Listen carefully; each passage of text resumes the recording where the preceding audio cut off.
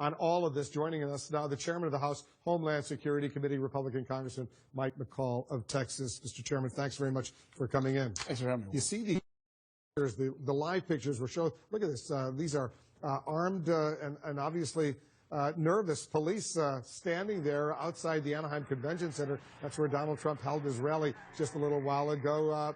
They're trying to protect that area from angry anti-Donald Trump protesters. There have been rocks thrown.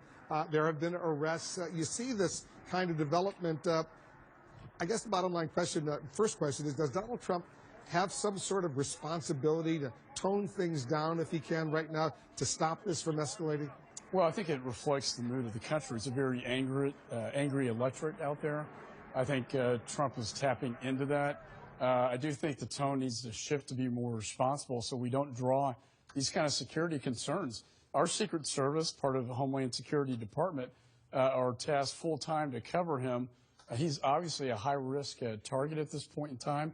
Secretary Johnson has asked me to assist with the convention coming up in Cleveland, Ohio, and we are concerned about these kind of protesters being bussed in and what could happen there and the safety concerns of people attending. Well, you think that these kinds of protests that we're seeing Albuquerque last night, Anaheim today, could escalate and continue to Cleveland at the Republican convention? Well, that's my concern, but it's not just on the Republican side. On the Democrat side, you saw in Nevada all the chaos breaking out there, the Bernie Sanders supporters. You have this populist movement on both the left and right, and it's very foreseeable at both conventions there could be some serious security concerns. Is law enforcement prepared for this? We are preparing them. We do, as was talked about, $50 million to each city.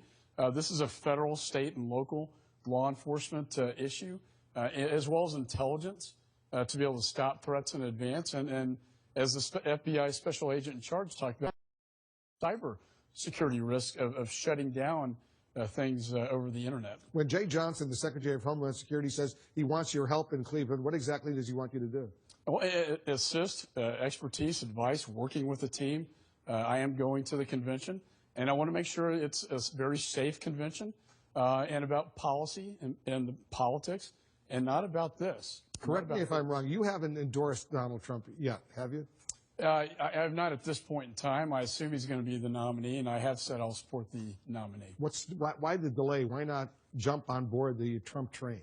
Well, I've had discussions actually with the campaign, and I'm talking about my issues, national security, foreign policy issues. I think the next commander-in-chief is going to inherit quite a mess from ISIS in Sinai to Libya to Iraq and Syria.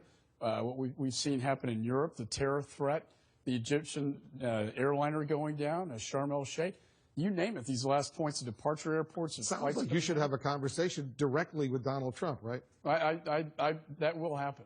Why hasn't it happened yet?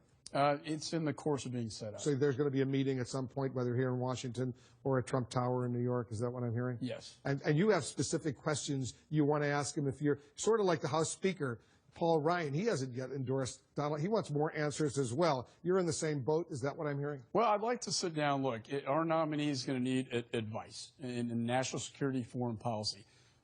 He needs advice on that issue, I think. Mrs. Clinton will tout that as her strength, but I also believe it's her great weakness because she's been the architect of this failure of foreign policy that's led to the creation of ISIS and the threat to the homeland. We could get to that later, but Susana Martinez, the governor of New Mexico, was it wise for Donald Trump last night at that rally in Albuquerque, New Mexico, to really lash out against her because she refused to attend? She has not yet endorsed him. Look, I'm speaking as a Republican now, not a national security expert, but I believe that my party needs to come together. I would advise Donald Trump to try to bring and unify this party together. When we go to our convention, that should be the purpose, and I hope that's what happens.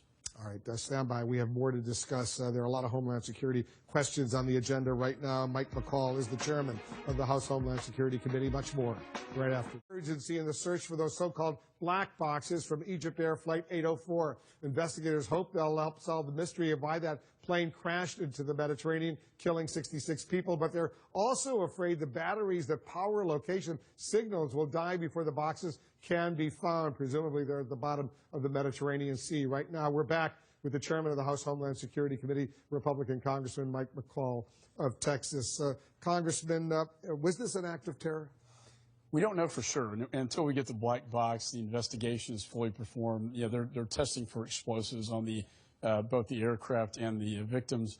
I will say, just in my judgment, it happened so sudden and so fast, and there were no distress signals in the Mediterranean. You saw vessels seeing a flame in the sky, and it descended within 3.5 minutes. That indicates to me something catastrophic happened very fast. That sounds like an explosive device to me. The sensors went off in the bathroom and a breach in the pilot's window.